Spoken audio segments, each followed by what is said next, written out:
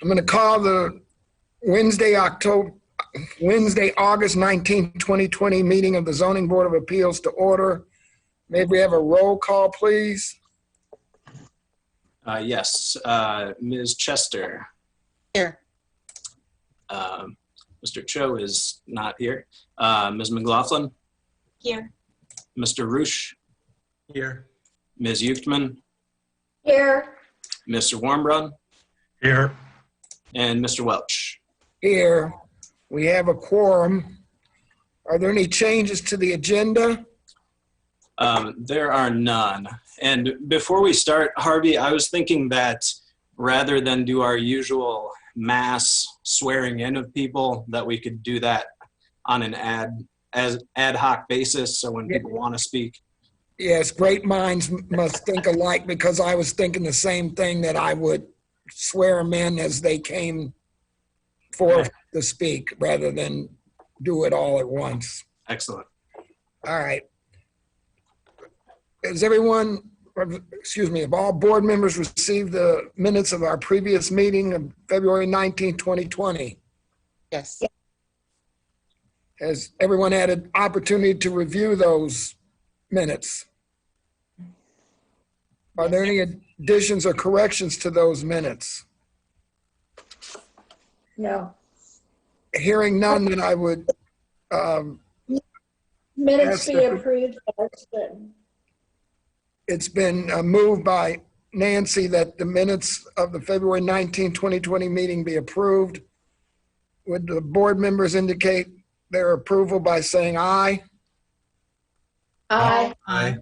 Anyone having any opposition to those minutes indicate by aye as well.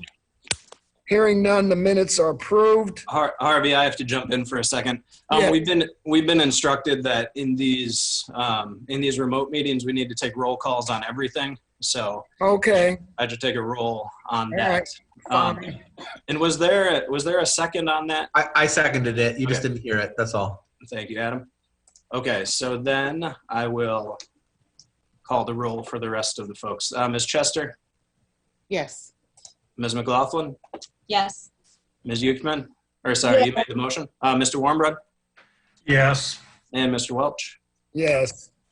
Okay, thank you. The minutes of the previous meeting are approved. Are there any communications? I believe there were some for a couple of cases. I saw emails go out from Marcus and from Kat. So I don't know if they wanted to speak to those when the time comes. That would be my proposal, that we deal with the communications with the cases themselves. Sounds good. All right. Are there any continued public hearings from previous meeting?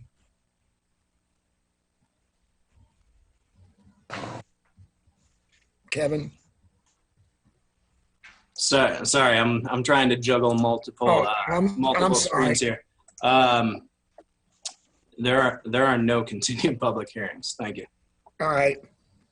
Then at this time, I would call for hearing ZBA-2020-C-01, a request by the Masonic Lodge number 157, represented by Mitch Jasinski, and I apologize if I mispronounced that, for a conditional use permit to allow operation of a lodge or private club at 312 West Elm Street in the MOR Mixed Office Residential Zoning District. We have a staff report. Yes, we do. I'm going to share my screen so you folks can see the exhibits and the photographs. Marcus, do you have more volume? Hold on. Is that better? Yes. Yes. Okay. Can you folks see the PowerPoint? Yes. Yes. Okay. So this building and property previously served as the St. Nicholas Orthodox Church. The Masonic Lodge would provide meeting space for lodge, auxiliary, and youth group members. The applicant has signed a purchase agreement with the current owner, St. Nicholas Antiochian Orthodox Church, contingent upon zoning approval by the city.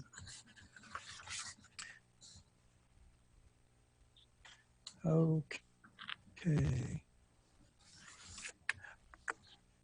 Slow on the draw. The subject property is located on the northeast corner of West Elm and Birch Streets, here where my cursor is hovering, and is comprised of 3 lots totaling approximately 19,900 square feet. The former church building is located on the westernmost lot and is approximately 4,200 feet, half of which is in the basement. The middle and east parcels contain a 36 space parking lot. Again, you can see a little bit zoomed back property view here. We've got the proposed site here. We have Federal Savings Bank to the northeast, yarn store to the north, and mixed office residential properties to the south. This is a shot of the existing building from the southwest. And looking west across the existing parking lot towards the building. And this is from the northwest at the intersection of the alley and Birch Street. The applicant proposes to use the existing building and parking lot without any modifications. The proposed development would meet all of the requirements of the zoning ordinance. Shifting over to the zoning map, I would like to make a correction. I had inaccurately described the area north of the subject property as mixed office residential, and it's actually B2 neighborhood business arterial. To the west, east, and south are more mixed office residential zoned properties, and this property to the northeast is B4 central business. And the future land use map shows this area and areas to the north, east, and southeast as central business, to the southwest as mixed office, as mixed residential, and to the west as campus mixed use. An application for a conditional use permit has to meet 3 requirements. The first is the proposed lodge would be conducive to the public convenience at this location because it is easily reached by driving, cycling, and walking. And it also has adequate parking for attendees. The church's congregation, when it left the site, was nearly 180 parishioners. The lodge planned to have 6 meetings per month with 10 to 30 attendees per meeting. The second criteria is that the proposed use as a lodge would not be reasonably injurious or detrimental to the MOR zoning, as it would use the existing building and parking lot for only 6 evening meetings per month, which is much less intense than the former church's 12 daytime use services and 12 evening services per month. The lodge would continue to benefit the MOR district as it would continue to lease daytime parking to First Federal Savings Bank, reducing the need for additional downtown parking, and it would allow the currently vacant building to be reused. Finally, since the lodge would reuse the existing building, it will continue to conform to the regulations of and preserve the character of the MOR zoning district. The lodge's proposed reuse of the existing building is aligned with the purpose of the mixed office residential district, which is to encourage the adaptive reuse of existing older structures through incentives that will extend the useful life of such structures. The findings are summarized in the staff report, and some of the highlights are that the proposed use as a lodge would use the existing building with no exterior modifications, and that the proposed use is consistent with and preserves the essential character of the MOR district in which it shall be located, as it will adaptively reuse an existing building. The Zoning Board of Appeals has the following options in case number ZBA 2020-C01 to grant the conditional use as submitted, to deny the conditional use as submitted, or to grant the conditional use along with any additional conditions or requirements. Based on the evidence presented in the discussion above, staff recommends that the Zoning Board of Appeals approve the proposed conditional use in case ZBA 2020-C01 as submitted. That's the end of the staff report. Thank you. Are there any questions for staff by any members of the board? Hearing none, does the petitioner or any representative petitioner desire to be heard? This is Blake Weaver.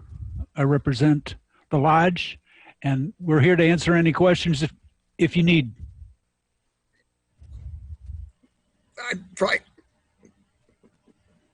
Do I need to swear him in, Kevin, just to answer questions?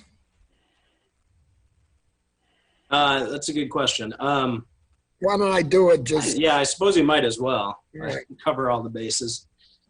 do you swear that any testimony or answers that you provide will be true and accurate to the best of your ability? I do. I think Mr. Weaver indicated that he would be receptive to any questions from any of the board members. You have no presentation to make, Blake? No, I think the staff, between the application and the staff report, I think it's covered everything. It's All right. All right. Does any board member have any questions? Go ahead, Adam. So I see you're relocating to Urbana from being in the Champaign Masonic Center from your website. Is that correct? And correct. what is the status of the Masonic lodges and how you're going to have this building in addition in splitting off from the other lodge? Well, actually, we were in Urbana until we were booted because of another use that the new owner of the former site wanted for that site. So we were kind of in a lurch. Champaign was willing to allow us to use their space, but the lodge really wanted to get back to Urbana. So this opportunity arose, and that's why we're making the application, and that's why we signed the contract. Thank you.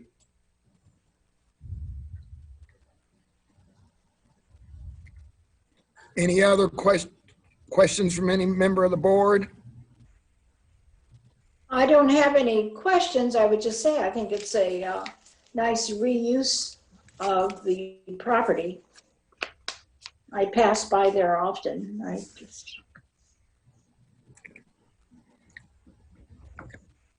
Hearing no other questions, is there any member of the public that wishes to speak in support of this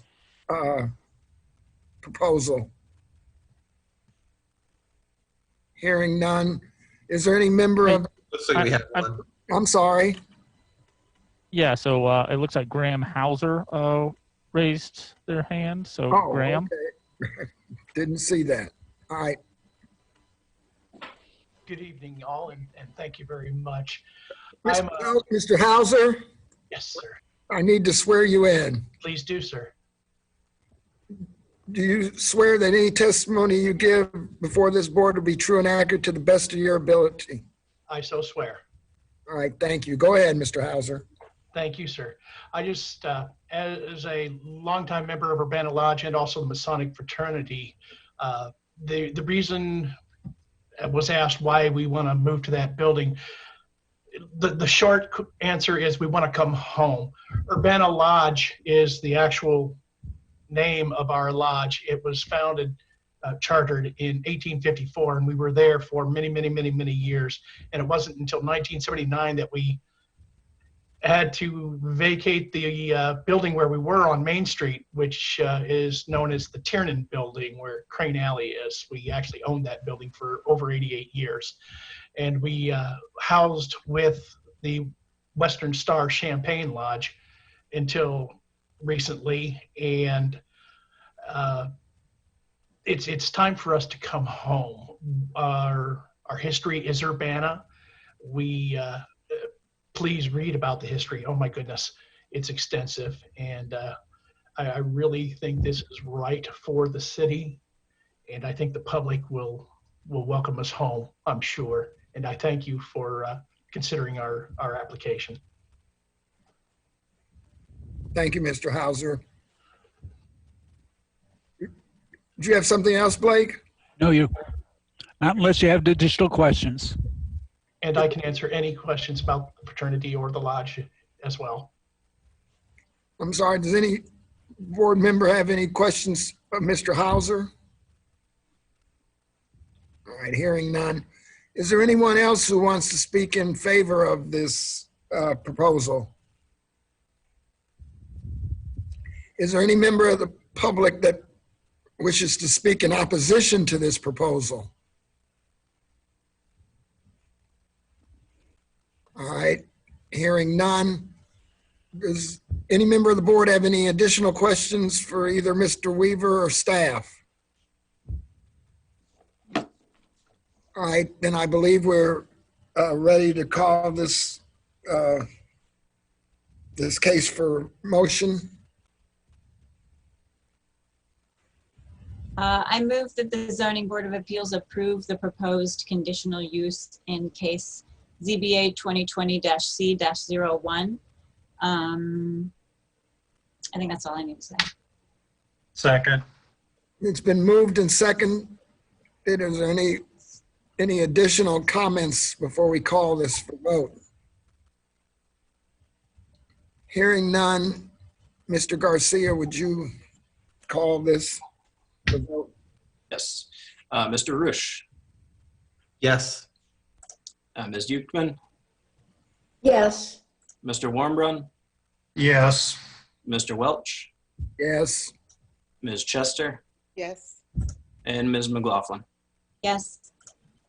That motion passes. And since it's a conditional use permit, it needs no further action from the city council. At this time, then, I would call for hearing ZBA 2020-Major-02, a request by Andrew Fell on behalf of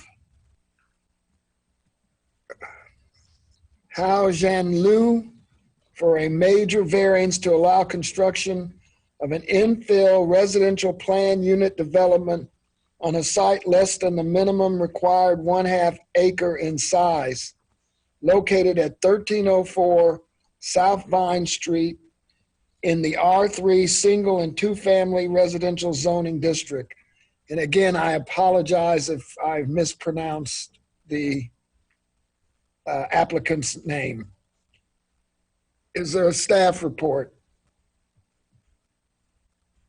Yes, there is, and I will share my screen. Can everybody see that okay? All right, I'll give a little more detail in this case. Marcus, you're breaking up. Could you kill your video? Maybe that'll make your audio better. Yes. Okay. Can you still see the PowerPoint okay? Yes. Okay. All right. I'm going to give a little more detail in this case because as far as I know, we have not done a major variance request for a planned unit development before. So it's a little new to me and the board and probably to the public as well. This major variance would allow Mr. Liu to apply for a residential planned unit development at 1304 South Vine Street. The zoning ordinance does permit a residential PUD in the R3 single and two family residential zoning district. The applicant recently completed construction of a 7-unit apartment building at 408 West Green Street and has been looking for a suitable location to construct a similar building on a somewhat larger scale. The property at 1304 South Vine is for sale and could be suitable for the applicant's needs. However, the R3 zoning district would only allow 2 duplexes if replatted or 8 common lot line units by right. While the R3 district does allow residential PUDs at approximately 20,000 square feet, the lot is slightly smaller than the 21,780 square feet or half acre that is required for a PUD. The property is located at the southeast corner of South Vine Street and East Michigan, where the cursor is. It is comprised of 2 lots that are approximately 4,250 and 15,750 square feet, or 20,000 square feet total. Notable land uses near the site are the Urbana Middle School to the northwest, Blair Park to the southwest, and Campus Property Management's Michigan Avenue East apartment complex to the northeast.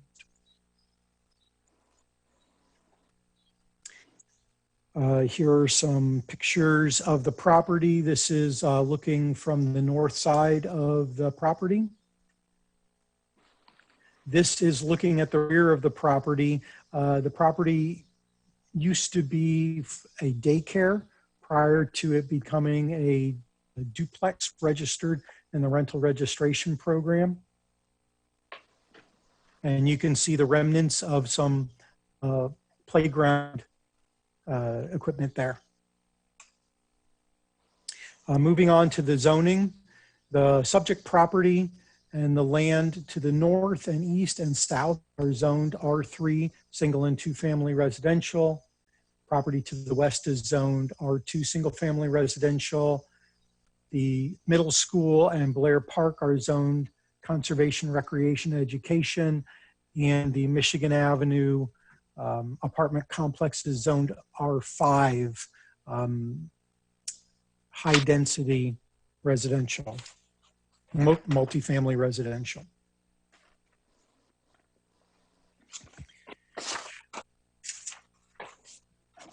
The request for a major variance is the first step required for the applicant. Oh, let me jump back a bit. The future land use as designated in the 2005 comprehensive plan is this property to be residential, property near Michigan Avenue complex, as well as to the west of it is designated for future multifamily use.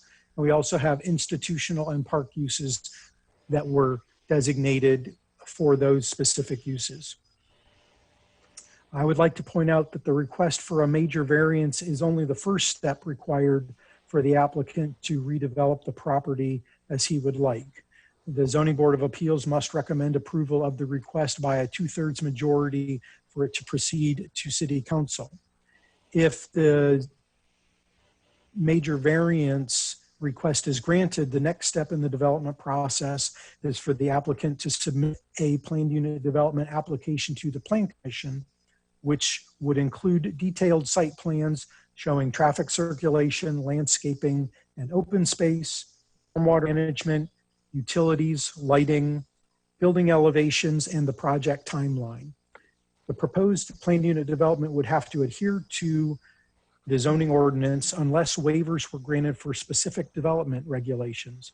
Those would also be part of the submission to Plan Commission.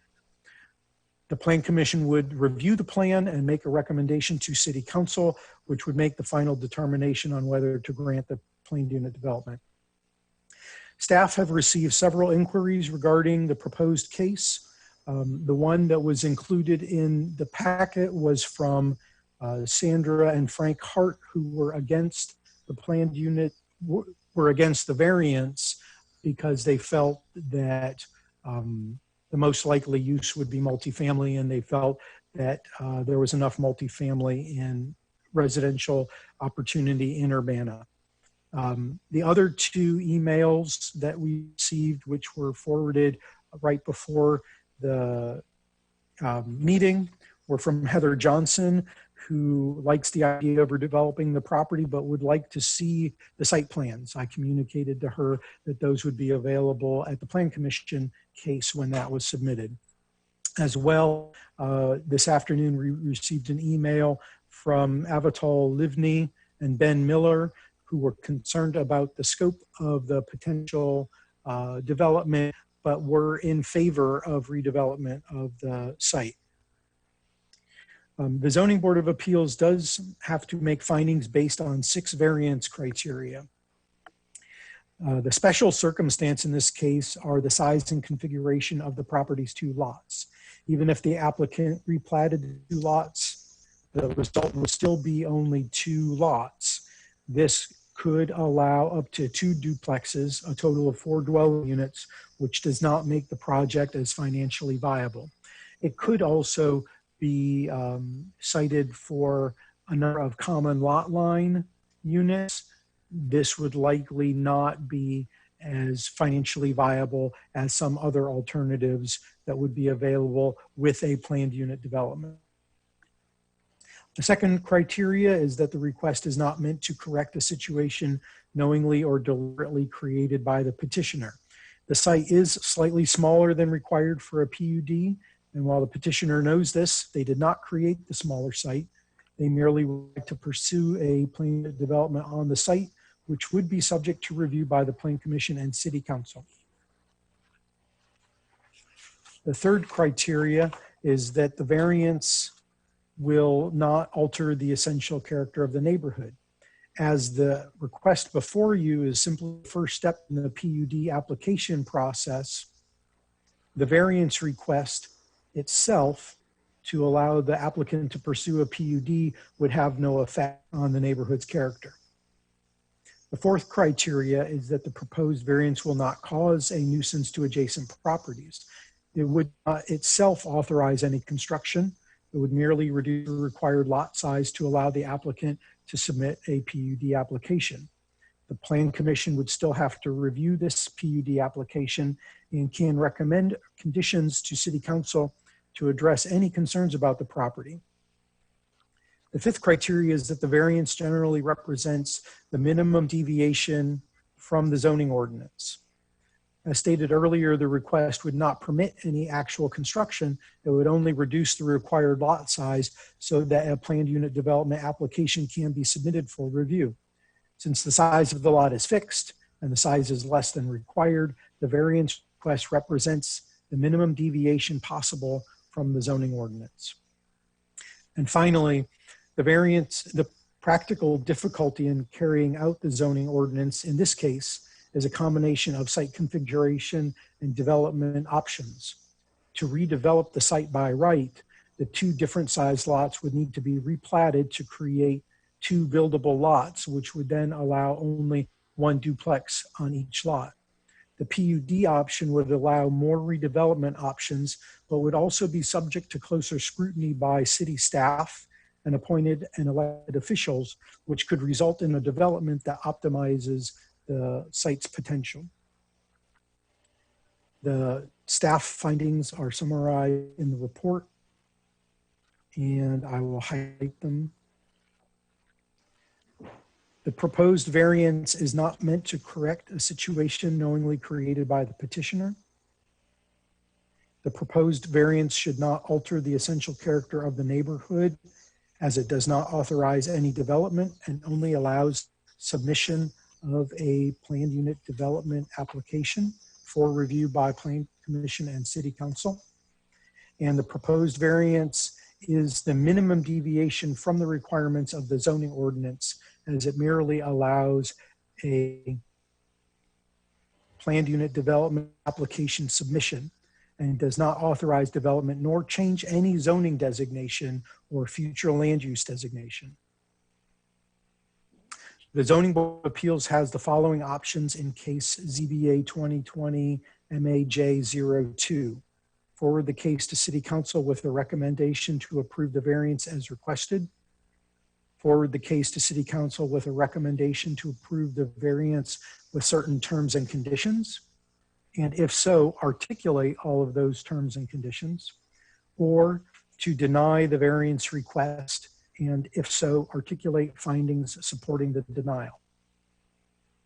Based on the analysis and findings today, staff recommends that the Zoning Board of Appeals recommends approval of a major variance to City Council to allow a planned unit development on a lot less than minimum 1/2 acre in size as submitted in the request.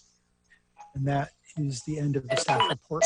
I'm glad to take any questions. Thank you, Marcus. Are there any questions from the board?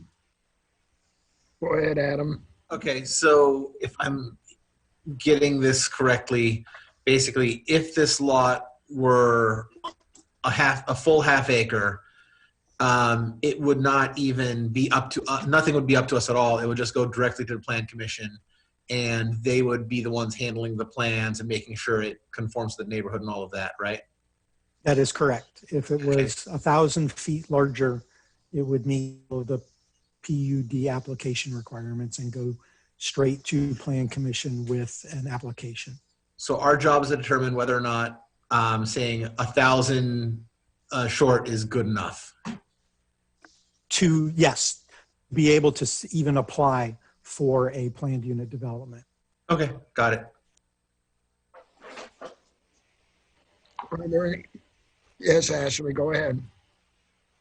So that the variance is for, the way it's stated in the staff recommendation, the variance is for all R3 single and 2-family residential zoning district. This isn't, I guess in other words, this isn't specific to the property. It's Yes, just it is. It is specific to the property. Okay. Yes, so the request was only for this property at 1304 South Vine. They would like to put a plan unit development on that 2-parcel lot. And because that lot isn't large enough, they would like a variance from the lot area requirement for a PUD. And I'll just point out that there is a difference between the standard minimum lot size variance and the minimum lot size variance for a planned unit development.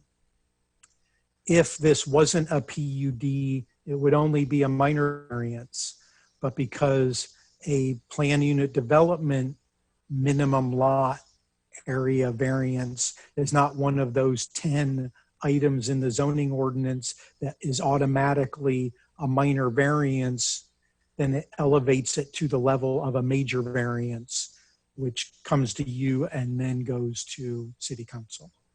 Okay, so just to clarify, in the staff recommendation, just in the event that someone would read this word for word, after approval, it says major variance, blah, blah, blah, on a site less than the minimum required 1/2 acre in size in the R3 single and 2-family residential zoning district. But we are only talking specifically about that property. Correct. Okay, thank you. Are there any other questions for staff? This is Nancy. Yes. Go ahead. I'm reading the definition of a planned unit development, and it really says it's a regulatory process as a means of land regulation. And it goes on to say, if this is the PUD gives increased administrative discretion to the local professional planning staff while setting aside present land use regulations and rigid plat approval processes. And it also has the potential to increase profits due to land use efficiency and increased residential densities. I just want to make that comment because that's really what we're talking about, potentially. A planned unit development. Nancy, which section are you reading? You know, I just Googled planned unit development from Wikipedia. Okay, well, unfortunately, that is probably not the most appropriate thing to do because the planned unit development regulations in the City of Urbana zoning ordinance spell out the strict purpose of how the City of Urbana treats planned unit developments. There is, I would say, closer scrutiny by city staff and also elected officials for a planned unit development, and more transparency available to the general public as the site plans are reviewed at Plan Commission, whereas with a typical building development, they are not reviewed at Plan Commission or at City Council. So I just want to caution you about,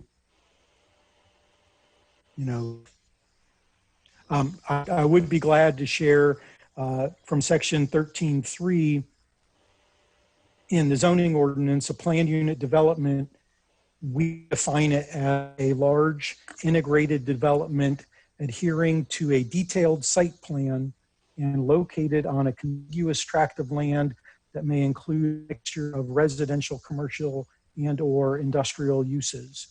Zoning and development regulations may be varied in conformance with this section and the adopted Urbana Comprehensive Plan.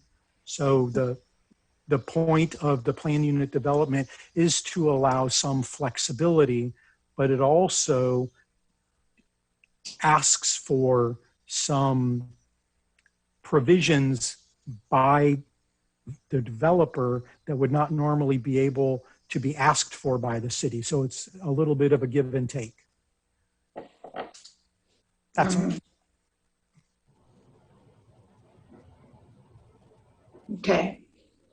Are there any, were you finished, Nancy? You have more questions? Yeah, I am just wondering, in the proposal, there's mention of a 14-unit building,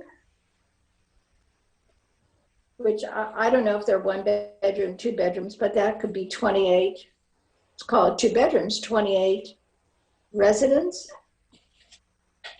Was this in the Yep, but application? it's in the packet that It's in the packet. but that's not up to us. That's up to the Planning Commission to watch over that process. Mhm. Yes, Joanne. So, can you give us an example of a PUD? Oh, Yeah. yes. I believe the north half of Gather, which is the new development going up at University and Lincoln, it is bisected by, go Clark. ahead. No, that was actually done by right after they did some rezonings.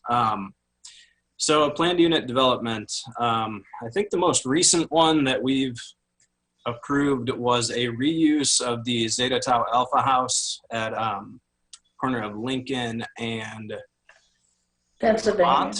Vermont. Ah, So that one, yeah, that needed a series of approvals. So that was in the R7 zoning district, and in R7, they don't allow apartment buildings by right. So they had to get a planned unit development to allow apartments there. And then since they were reusing the old building, and they checked some other boxes that, that met the intent of the planned unit development, that section, whatever section of the zoning ordinance it was, they were able to be granted a planned unit development. As Marcus pointed out, the planned unit development process is, it comes with greater scrutiny in exchange for some zoning flexibility. I can think of one. Go ahead, Joanne. I think I'm almost positive that the development on what used to be the Lincoln School between Main and Clark at Lincoln Avenue on the west side, I'm pretty sure that that's a PUD because it was a school. And I remember it was very closely monitored by the city staff and the public as to what was going to happen there. So it did get a lot of scrutiny. Kevin, was the 408 West Green, was that also a PUD? No, that had to go through the design review board. actually at the time, I think it was the MOR Development Review Board, and they had to get a variance.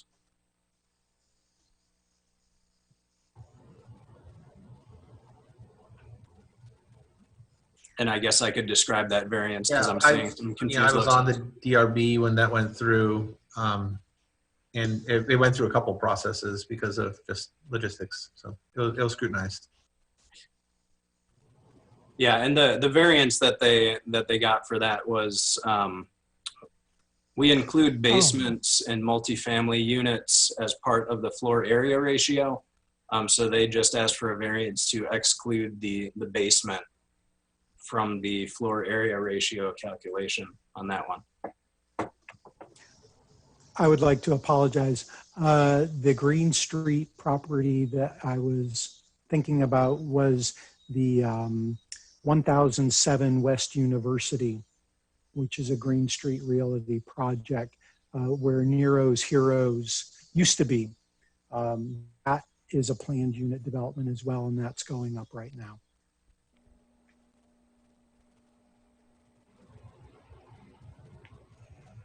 Are there any other questions for staff at this time? Hearing none, the applicant or any representative of the applicant wish to be heard?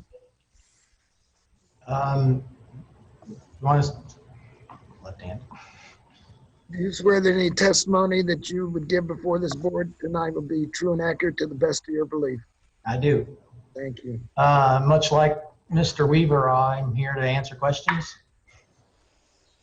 Does any member of the board have any questions for Mr. Fell?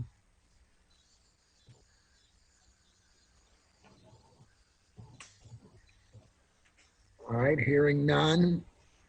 Do you have any comments you would like to make? I guess all I'd like to add is that in the applicant's view, really all we're asking right now is we're asking permission to ask the Plan Commission for permission to present our project to them. I mean, the task before you doesn't really grant us anything except permission to go talk to the Plan Commission. So to me, it's not a very risky case to approve. So that's all I have to say. Based on the comments that Andrew just made, does anyone have any questions for him? All right, are there anyone who wishes to speak in favor of this proposal?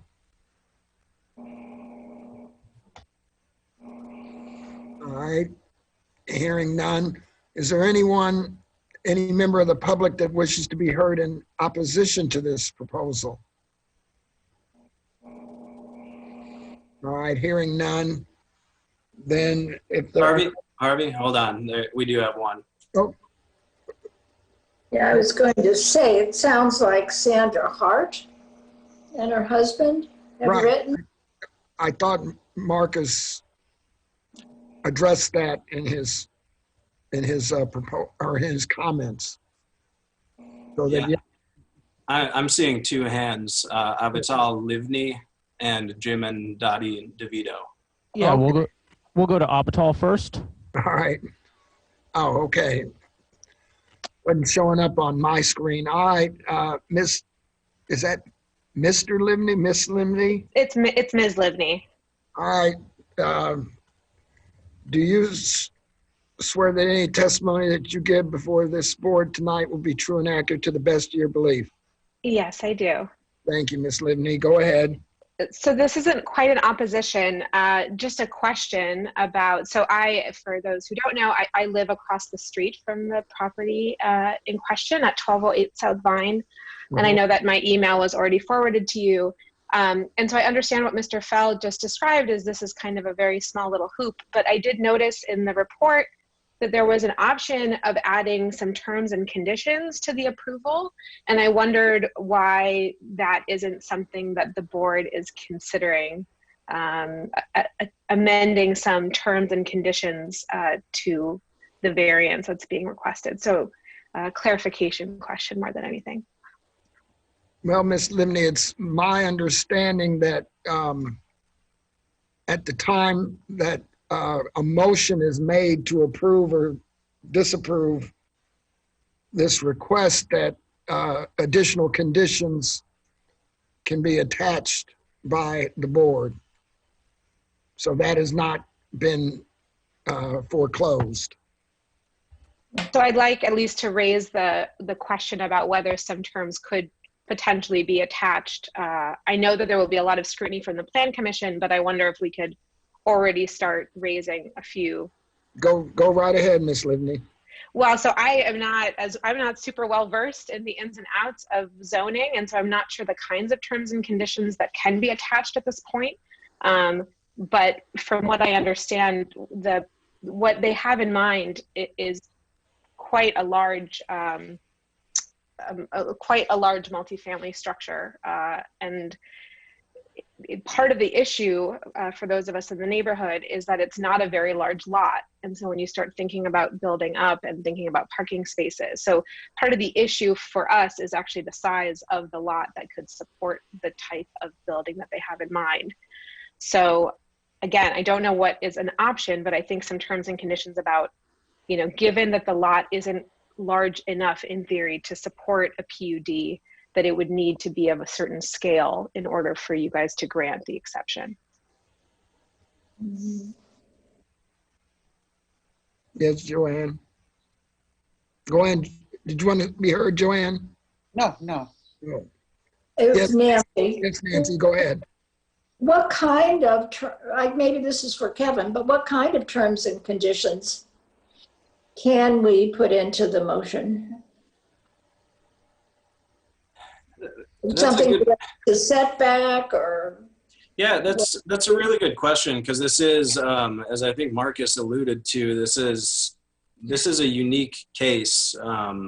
We had to ask our legal department whether a variance for a smaller than required PUD would be allowed. So this is kind of uncharted territory for us. I know in typical variance cases, there's usually an existing building or some sort of a site plan, or there's something tangible that that we can look at. But in this case, it's just really, we're just looking at the concept. Should we allow a planned unit development on a lot that's 8% smaller than the zoning ordinance requires? So I don't know, but there could be, standard conditions are, like you said, are things like setbacks or, or building heights and things like that. But I'm not sure that in the variance case that those mechanisms are so appropriate, because it will go through Plan Commission. But then again, I guess if it went to Plan Commission and they proposed something that was 6 stories tall, that would seem out of scale to the neighborhood. So if there were a condition on on height or meeting development regulations that are similar to some other zone, I guess you could entertain some conditions like that. So for instance, we could say that the setbacks, as stated now, how many feet back from both Vine Street and Michigan, would have to be used, rather than having them come and ask for variance with the setbacks.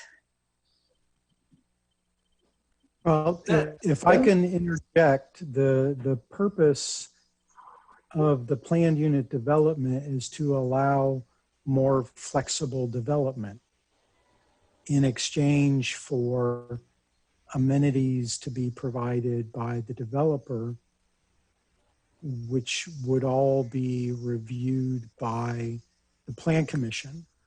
So in my opinion, the concern is premature because nobody has any idea what the project is going to be. And although I understand people's concerns about the density or possible height, there is a whole nother step of review by the Plan Commission. And the I'd be interested in hearing what Mr. Fell thinks they would have, what kind of things they would do to make sure this conforms with the neighborhood. I don't want this to come off as glib, because I don't mean it that way.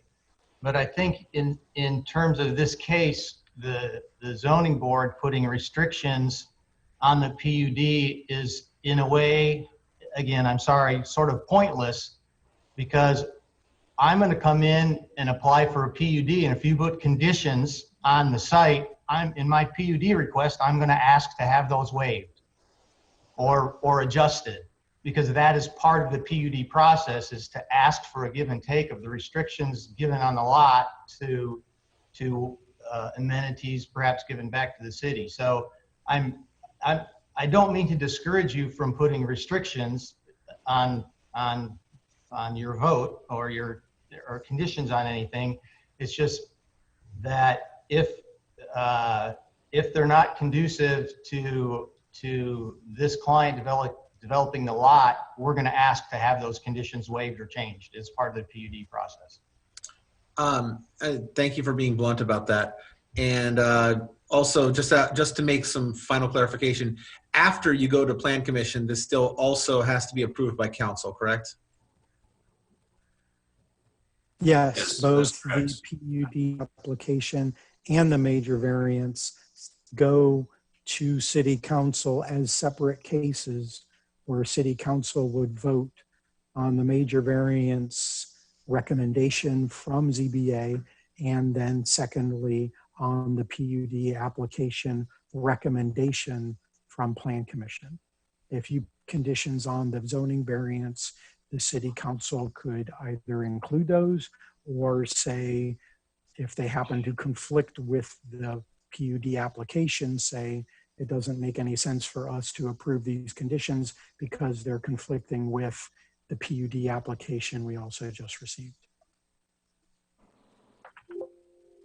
And I just want to add, rather than have the zoning board try and anticipate what the neighborhood might want to see on this site, going through the planned unit development process will allow the neighborhood to come out and specify what their concerns are. So if there were a condition for setbacks, for instance, since that had already been brought up, if the neighbors didn't care about that at all, then that would be kind of premature to make that recommendation without knowing what the neighbors want.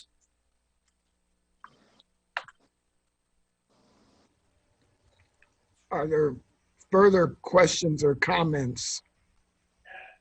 Yes, Ashley. I lost my internet connection for a second. I'm very sorry. So I hope this isn't redundant, but I do understand that this is residential parcel, and I understand that people would be critical of, in a more intense or higher density, but at this stage, given the property we're looking at and given the location it's in, it does seem like an option worth exploring. And I would just echo what Kevin just said about it probably being premature at this point to be considering specific conditions. So in a way, I feel comfortable kind of ceding control over those questions to the other committees that are responsible to deal with those questions, understanding that there's still, time for the public to be involved and review the plans and all of that stuff. But I think it's worth exploring at this point, and I will be in favor of moving it forward.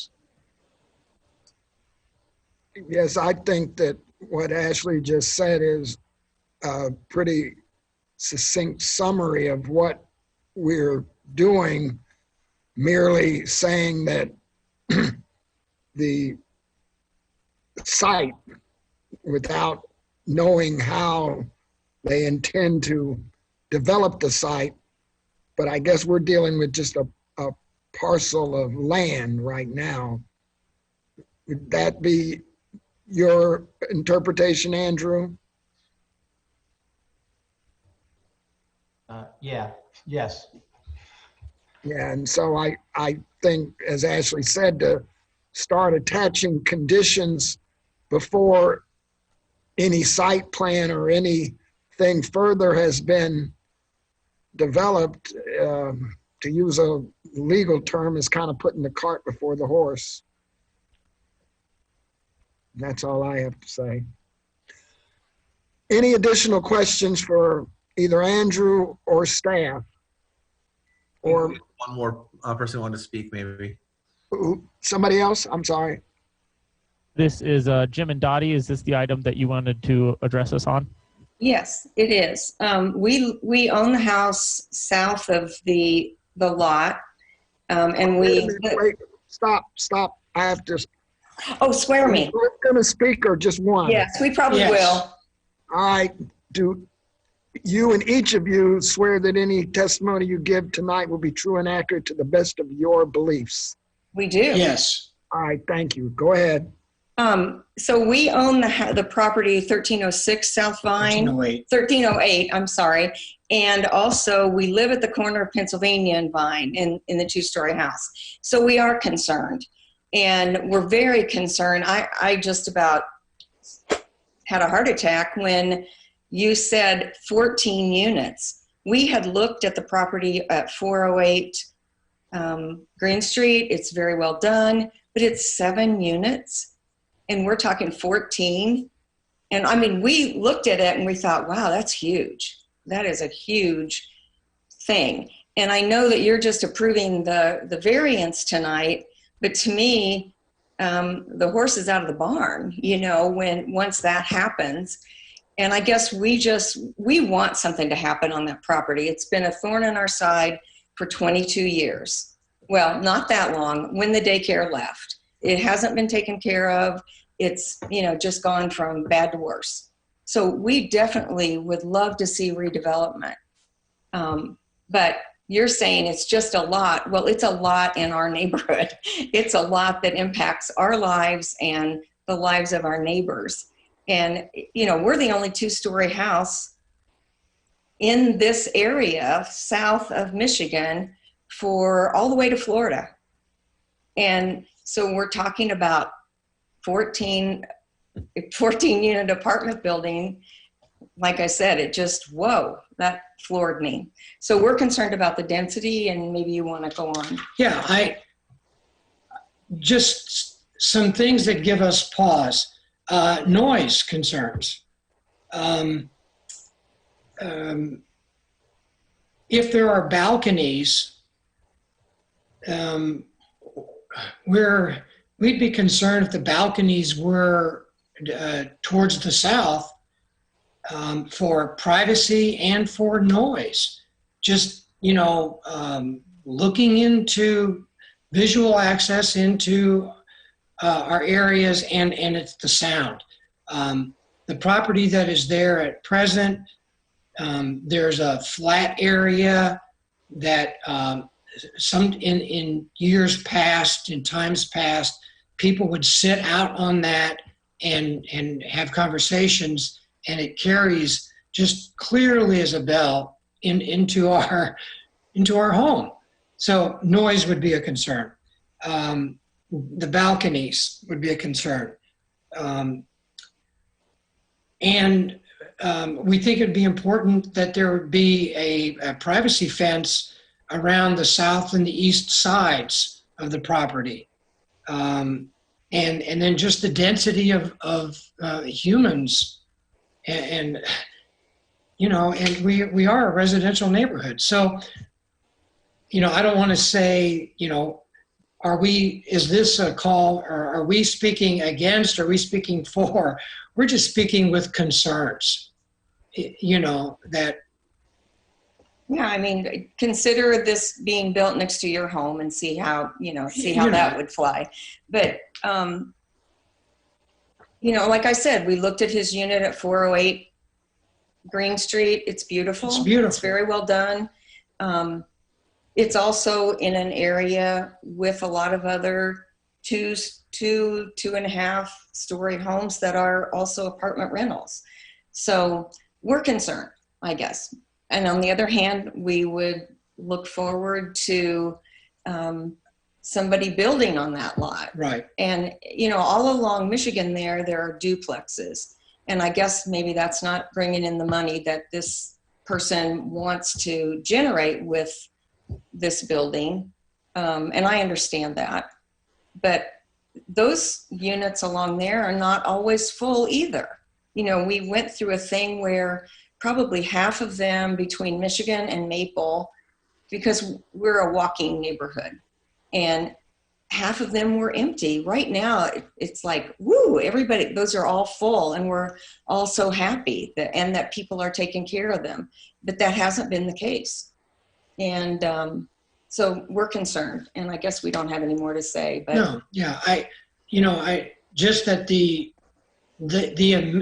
pluses, we just hope that the residents, us, people who live in this area are not forsaken for amenities and pluses that fall to the city or to others, and then that we get kicked to the side. That's what we'd say. Thank you. Thank you. Any additional questions from the board or comments? I would just make the comment that I think a large development at that corner, you know, would change the character of the neighborhood. And the people who just spoke, I don't know if any of you remember this, but they moved their home, their two-story home there, to the corner of Pennsylvania and Vine at great expense. They've done a beautiful job of restoring it. And I think a large residential building in that area really changes the character of the area. I just want to correct you, Nancy. We were not the ones that moved the house. I don't remember their names. We bought it from the bank. The person who moved it actually got so far in debt with it that the bank took it back. So we bought it from the bank, and you're right. We have put our heart and soul into this house. So it is beautiful now. Thank you. Thank you. Thank you. Harvey, I see Heather Johnson would like to speak. Her hand is raised. So I'm going to, unless Jason beat me to it, I'm going to unmute her. Go ahead. Hello. Yes, I have a comment. Hold on, Ms. Johnson. Go ahead. Do you swear that any testimony you give this evening will be true and accurate to the best of your belief? I do. Thank you. Thank you for hearing me. I just wanted to add my voice to the DeVitos. I look forward to seeing that piece of land developed, and I look forward to seeing something by Andrew Fell. That would be great. But I am concerned about the noise and the density on that corner. And I just wanted to add my voice so that it wasn't just the DeVitos saying, but I agree with the majority or everything that they have said. And the one question that I have for you is, you've already described this as being a unique situation, but what do you think of then the precedent being set for other lots, other situations similar to this being set in Urbana in this kind of residential neighborhood? So I look forward to. Thank you. If I might respond, Ms. Johnson, the zoning board is not a legal body, so precedent is kind of a loaded word. We have to consider each case that comes before us on the facts and circumstances of that particular case, and previous decisions certainly are guidance, but they don't carry the same effect as precedent does in a legal situation as somehow being binding. So we can't just say, oh, we decided a similar question a while ago and therefore the same decision applies in this particular case. We'd have to hear evidence, testimony. So I understand what you're saying about opening particular doors, but we'd still have to go through the process so that precedent is not something that would be binding. And somebody else, Kevin, you wanted to say something? Go ahead. Well, I was going to suggest she stick around for the brief discussion on precedents we're going to have later. So if you'll recall, back at our February meeting, we were going to discuss the topic of precedents. And so I prepared a staff report for that, and we're going to briefly discuss that at the end of tonight's meeting. Okay. But Harvey just summed up everything that was in that staff report. So yes, no decision that the board makes is binding on future decisions. Andrew, I'll give you last opportunity if you want to respond to anything that's been said. No, I think we're good. Okay. Thanks. All right. Ms. Johnson or the others that had previously spoke, do you have anything additional to add?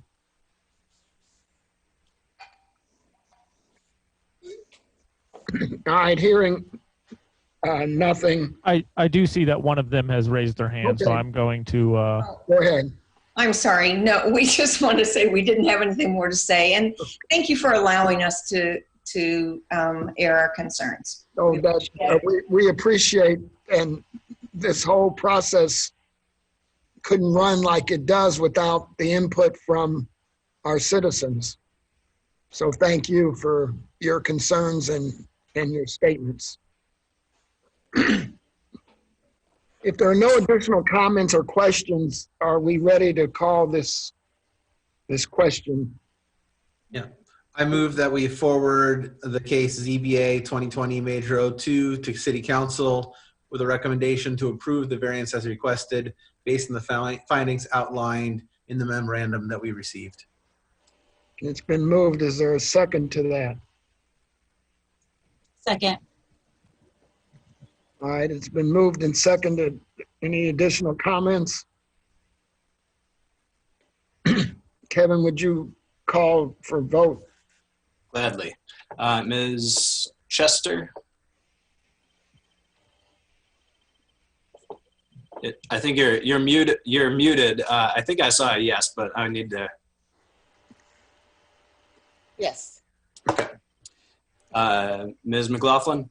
Yes. Mr. Roosh? Yes. Ms. Uchtman? No. And Mr. Warmbrun? Yes. And Mr. Welch? Yes. The motion carries by the required percentage to forward this on to the City Council for further consideration. At what meeting, Kevin? Let's see. I had that pulled up before. Marcus, you can jump in if you can beat me to it. I believe it will go to the Committee of the Whole on September 8th. Is that correct, Marcus? I am checking myself. Because that's a Tuesday. The Monday is a holiday.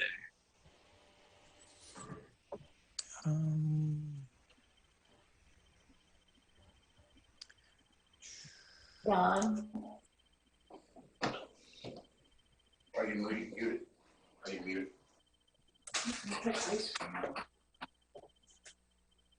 So Kevin, you said September 8th? I did, yes. I believe that is the case. Okay, September 8th it is. All right, thank you.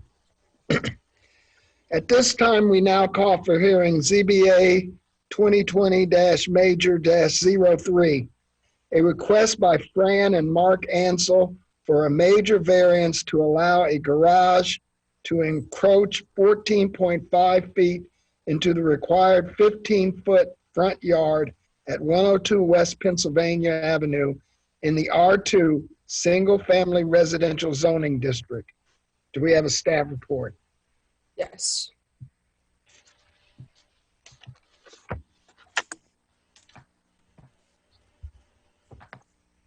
All right, can you guys see my screen okay? Mark and Fran Ansel request a major variance to allow a garage to encroach 14.5 feet into the required 15-foot front yard at 102 West Pennsylvania Avenue. The applicants have tuned in remotely to answer any questions you may have. And prior to the meeting tonight, we received 2 communications, both in favor of the major variance. The applicants seek a major variance to allow a garage to encroach into the required front yard. 102 West Pennsylvania Avenue is a corner lot at the corner of Broadway Avenue and Pennsylvania Avenue. There is a required front yard on each street frontage. The parcel is roughly 0.28 acres. It is 63 feet wide and 193 feet deep. Major variance is necessary because there's a bald cypress tree on the property that is 3 feet from the existing garage. The tree is over 50 years old with a diameter of 8 feet and a circumference of 24 feet. The applicants received a major variance in 2008 to allow them to build a 24-foot by 24-foot garage that would encroach 14.5 feet into the required 15-foot front yard along Broadway Avenue. The applicants were unable to build that garage at the time in 2008 due to personal reasons.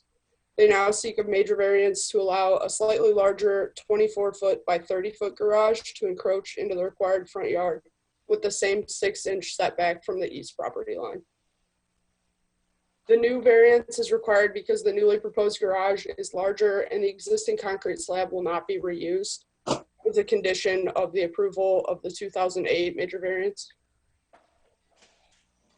Here's the zoning map for the property. The site is zoned R2 single family residential. The parcels surrounding 102 West Pennsylvania are mostly zoned R2 as well. Nearby are the Urbana Middle School and the Urbana High School to the north and Blair Park to the southeast. Garages are allowed by right in the R2 zoning district, but they cannot be located in the front yard.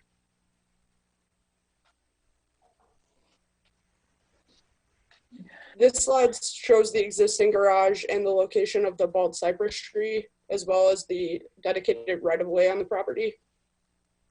The existing garage already encroaches 9.5 feet into the required front yard. The major variance is necessary because there's a bald cypress tree on the property that is 3 feet from the existing garage. The variance would allow the new garage to be built as far from the bald cypress tree as possible. The garage and the bald cypress tree have been on the property since the applicants purchased the home, but the existing garage is deteriorating and needs to be replaced. The city arborist and the applicant's personal arborist have acknowledged the significance of this tree to the city of Urbana and the importance of its preservation. The applicants could build the garage without a variance, but to keep it out of the front yard would require the bald cypress tree to be removed. The applicants have invested time and money into caring for the tree and would like to preserve it however possible. The variance would allow them to build a new garage as far from the tree as possible and minimize any damage to the roots or the tree's root system. Oops. This slide shows the right-of-way on Broadway Avenue, which is 82.5 feet wide. This is particularly wide for a right-of-way in the city of Urbana. The right-of-way extends 25 feet 9 inches west of the curb onto the to the applicant's front property line. While the variance would allow the garage to be built 6 inches from the property line, it would still be set back from Broadway Avenue by 26 feet and 3 inches.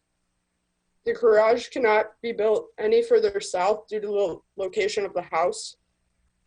It cannot be built any further west or north without causing damage to the tree. To best protect the tree and to allow the applicants to reuse their existing driveway and curb cut, the only logical place to build the garage is in the required front yard. And here's some site, oh, sorry. That would be the standard right of way at this location if it were 60 feet wide, but the yellow shows that it extends further east and west into those two parcels. Here's some site photos. This one shows the existing garage on the property, and you can see the tree in the background a little bit. Here's the bald cypress tree as seen from Broadway Avenue. And here is Broadway Avenue looking west, and you can see the landscaping and the garage on 102 West Pennsylvania. This is the site plan for the proposed garage. You can also see the proposed garage as of 2008. So the location has shifted more to the east, and it is slightly larger. To summarize, staff found that this case meets all of the requirements for a major variance. The 82.5 foot wide right of way along Broadway Avenue creates a practical difficulty. The bald cypress tree on the property also creates a practical difficulty. If the tree were not on the property, the applicants would be able to build the proposed garage by right in the rear yard. The proposed variance will not serve as a special privilege because the bald cypress tree and the wide right-of-way along Broadway Avenue create special circumstances that necessitate a variance. Approving a variance to reduce the required front yard setback at 102 West Pennsylvania will not be a special privilege as the garage will be consistent with the surrounding neighborhood. The applicants did not deliberately create the situation. The bald cypress tree was on the property when the applicants bought the property and has been there for over 50 years. And the applicants did not build the existing garage on the property, which also encroaches into the required front yard. This is a preliminary drawing of the garage. The proposed garage will be built as close to the existing garage footprint as possible without harming the tree. Granting the variance will allow for preservation of the tree, which is significant to the essential character of the neighborhood. The proposed garage will not be located any closer to the neighboring property to the north than the existing garage is now. The proposed garage will not significantly alter the appearance of the property from Broadway Avenue. The variance also represents the minimum deviation from the zoning ordinance that will allow for the preservation of the bald cypress tree. The proposed garage will encroach 14.5 feet into the required front yard, but will still be set back off of the Broadway Avenue curb by 26 feet, 3 inches. The Zoning Board of Appeals has the following options. You can either forward the major variance to City Council with a recommendation to approve the variance as requested based on the findings outlined in this memo. You can forward the major variance to the City Council with recommendation to approve the variance with certain terms and conditions, and if so, articulate all terms, conditions, and findings. Or deny the major variance, and if so, articulate findings supporting the denial. Staff recommends that the Zoning Board of Appeals recommends approval of a major variance to City Council under the condition that the garage generally conforms to the site plan in Exhibit C. And I can take any questions you guys have. Thank you. Are there any questions for staff?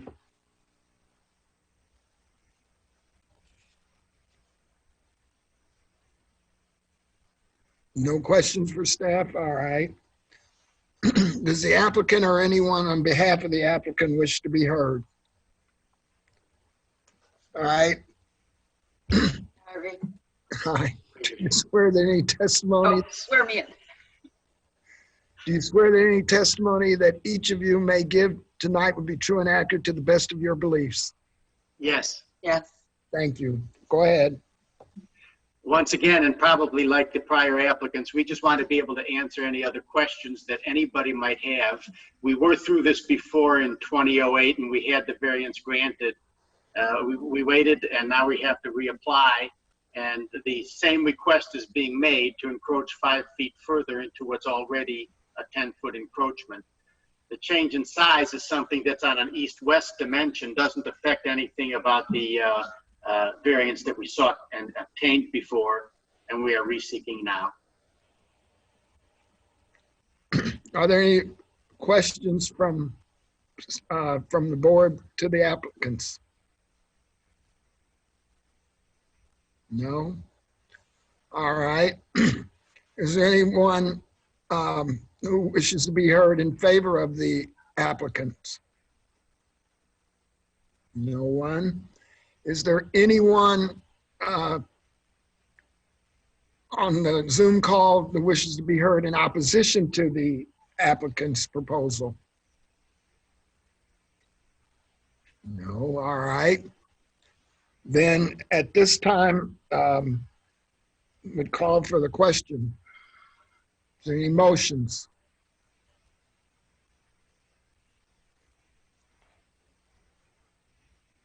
Well, you speak up all at once. Yes, sir. Yes, Charles. Okay, I'll move that the zoning board of appeals this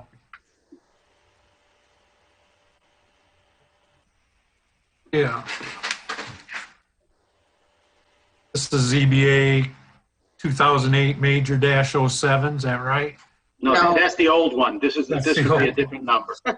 This is 2020-major-03. Gotcha. Real exciting, by the way. Okay, I move that the zoning board of appeals approve ZBA case 2020 major -02. 03. 03. Oh, man. All right, I'm lost here. There we go.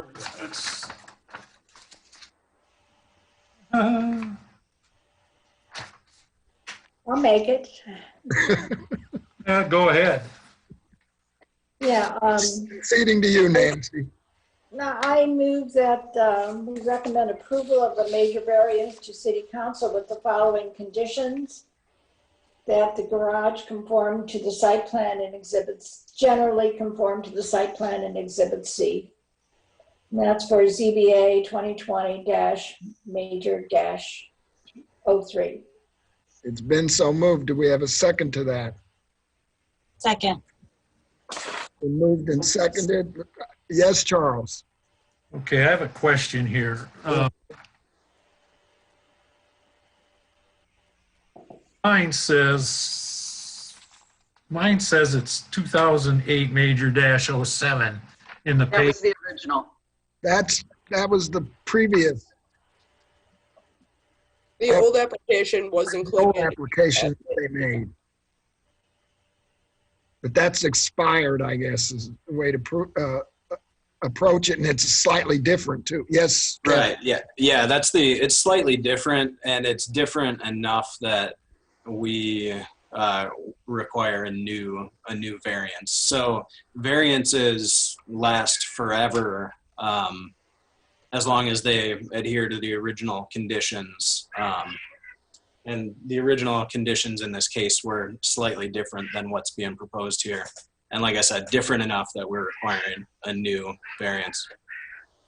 My cats are fighting in the background. Okay, so I'm trying to cover my embarrassment here, but my staff recommendation says ZBA 2008 major -07. Why is that even in there in the staff recommendation on page 7?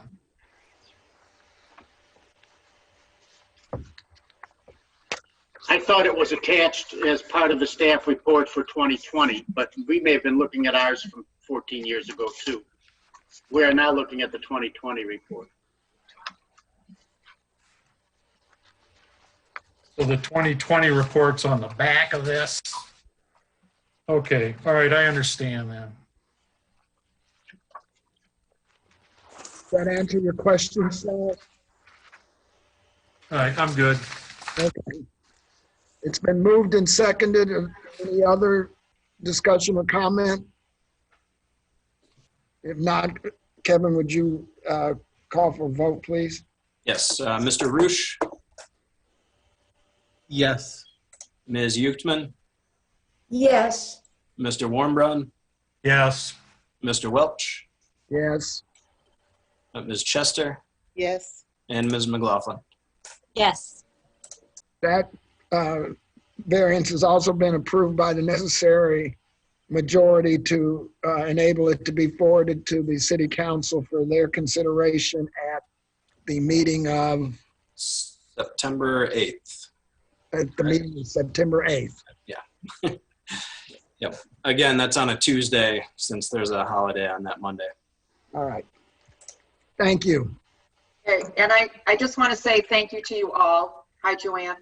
And Harvey. And thank you, Kat, for your excellent work. And thanks for the photos. Thank you. Thank you. All right. We are now on to old business. A review of the annual bylaws deferred to the next regular meeting. Does that mean the following meeting from this or today? Yeah, it means the next meeting that we have. So we had that meeting in February, and then I will admit to having neglected to talk to our legal division about the things that I said I would talk to them about. So when I read the minutes from that meeting, I realized that I hadn't talked to them about it. So I'll talk to them between this meeting and the next one, and then we can get those finished up. All right, thank you. Then that will be deferred. Is there any new business, Kevin? There is no new business. Is there any audience participation? Do we have anybody still on? No? All right. Then, is there a staff report? Just briefly, it seems, can't believe it was so long ago that we met. Between the last ZBA meeting and this meeting, I was promoted to the principal planner, which is a new position for the city of Urbana, but essentially it fills the gap of the planning manager, which Lori Pearson had vacated when she moved up to be the community development director. Okay. And I don't think there's anything else to report. All right, then we're ready then for the study session, the discussion on precedent and ZBA cases. Yes, Kevin, and I am. Could I make one note? Please. Yes, go ahead, Marcus. Kat Trotter was promoted from part-time planner 1 to full-time planner 1. So we stole her successfully from the city of Champaign. Welcome aboard. Thank you. Kat, I apologize for the oversight. No worries. Much has happened in these past however many months it's been. So again, welcome. You've probably been on staff for a while, haven't you? We haven't met in a while, so. Thank you. Thank you.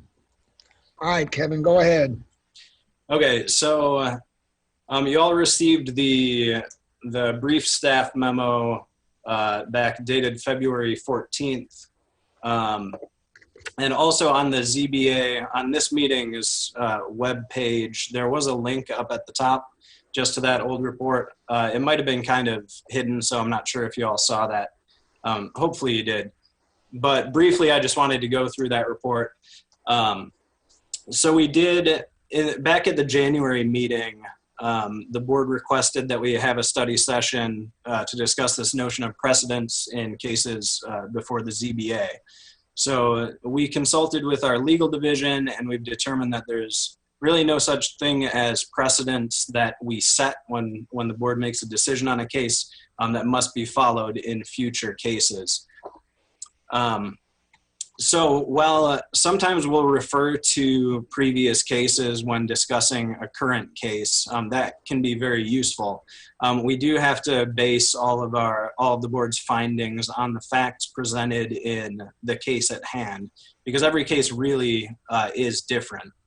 And if the board did base its decisions on evidence that's not in the record for the current case, that would deprive the applicant of their right to dispute the ZBA's findings, and that could lead to legal challenges of the board's decisions. And I'll just read this verbatim from the report since I underlined it. It must be important.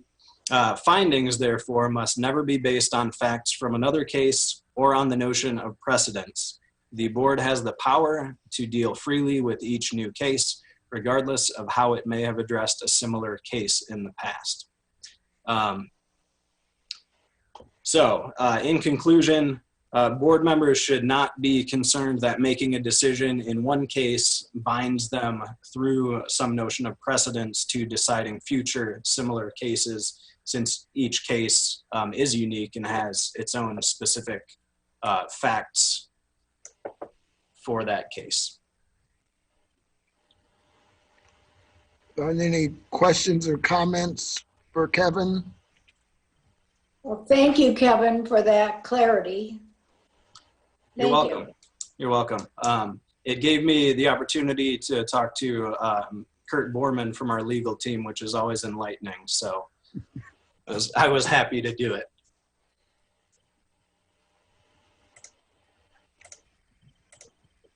Well, I'm glad that, as you said, that we have that now clarified, so we don't have too many lawyers messing up things.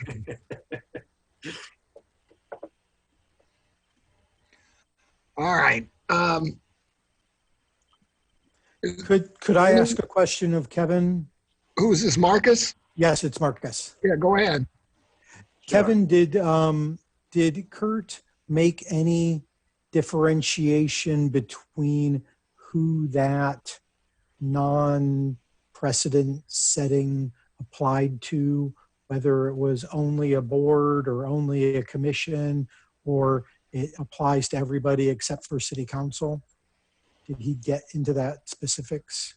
Oh, I'm sure he gave me a relatively long explanation. Okay. And I don't remember everything that was in there since it was months ago. But I do feel like in cases, say cases that go before the Plan Commission, I think using a similar, behaving in a similar manner and not really considering any notion of precedence would be the safe way to do it and probably the right way to do it. I agree as well. I just was, when Harvey had mentioned in one of tonight's cases about precedence and about legally binding, I wasn't sure if there was a difference between a board's decision versus a commission's decision versus council decision, if council had legally binding decisions, whereas both the Plan Commission and Historic Preservation Commission and Zoning Board of Appeals, if those all were non-legal decisions. And that sounds like a lawyer question. Just type it out and send it to Kurt. I will. Thank you. Put that on the agenda for next time. The Sorry. answer. Again, thank you, Kevin. Any other questions, comments, or the like before we adjourn? It's a longer meeting than usual. Well, I move that the meeting be adjourned. I second that. We are adjourned.